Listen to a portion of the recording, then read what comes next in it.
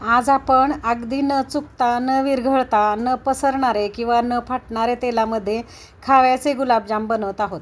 तोंडात टाकताच विरघळणारा हा खव्याचा गुलाबजाम तेलात तुम्हाला दिसत असेल, फाटलाही नाही आणि विरघळलाही नाही.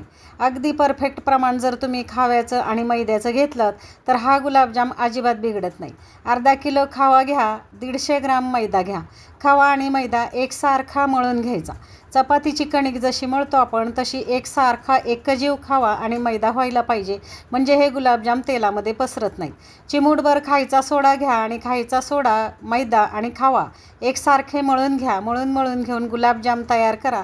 तेलामध्ये छान तळून घ्या. 1.5 वाटी साखर, 1 वाटी पाणी उकळून घ्या. पाक तयार करायचं नाही, साखरेचं पाणी उकळून घ्यायचं. गुलाबजाम भिजत घालायचे.